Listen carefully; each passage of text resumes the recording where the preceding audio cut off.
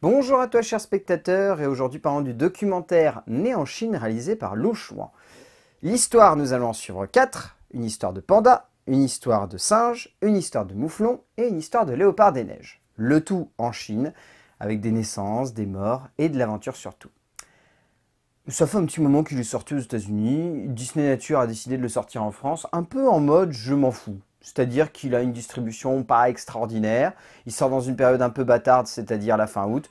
C'est vraiment le film où Disney s'est dit, bah tiens, il nous fallait un film pour vraiment dominer l'été, si on rajoutait celui-là. C'est pas un extraordinaire documentaire, c'est juste un petit documentaire sympathique, plutôt fait pour les enfants que pour les adultes, d'ailleurs, il faut le reconnaître. Mais ça fonctionne assez bien. C'est pas piqué des hannetons, comme dirait un certain youtubeur. C'est voilà, juste entraînant. C'est mignon. Ça joue un petit peu la carte du chat LOL d'internet. C'est-à-dire, en gros, il n'y a que des animaux hyper mignons que vous avez envie de câliner du début à la fin du film.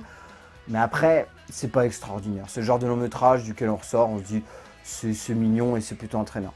Alors, c'est pas par son scénario que le film brille, mais autant en parler. Donc le scénario qui est écrit par Brian Leaf, David Fowler, Lu Xuan et Philip Chapman, c'est un scénario en fait qui fonctionne parce que la voix off est un petit peu prépondérante, voire plombante, mais les histoires sont touchantes. C'est des histoires de vie, c'est des petites tranches de vie de groupes d'animaux durant 4 saisons.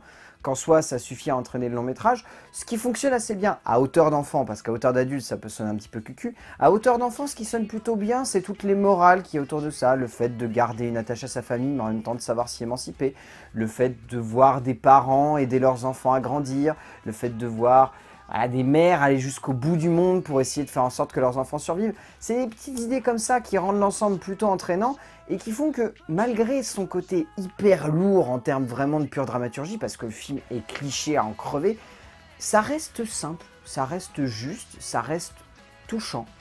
Et qu'est-ce qu'on demande de plus?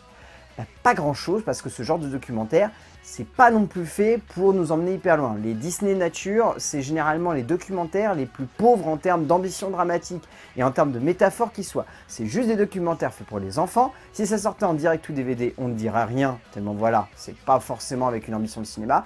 Mais quand ça sort en salle, c'est juste mignon, ça nous entraîne.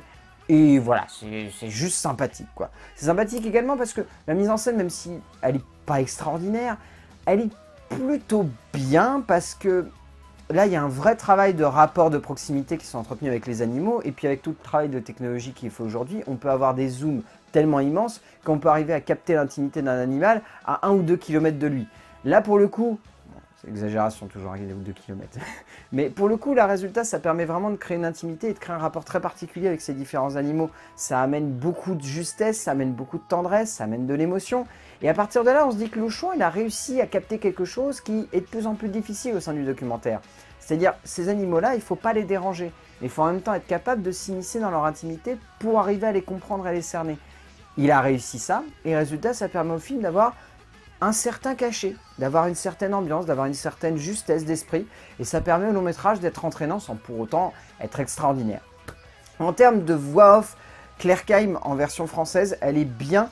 Le seul souci que j'ai, mais alors là c'était en termes de pure dramaturgie, la voix off est prépondérante et genre vraiment des fois elle est plombante quoi. Elle est lourde, elle a tendance à en rajouter, à vouloir absolument tirer les larmes, à vouloir absolument être cucu, à se répéter. Ça arrive très souvent qu'on entende Claire Kaim répéter des choses, mais vraiment qui ont été dites 2 ou 3 minutes avant. C'est pas forcément nécessaire. Après voilà, Claire Kaim, elle a une jolie voix, elle emmène plutôt bien le film, là-dessus il n'y a rien à en redire.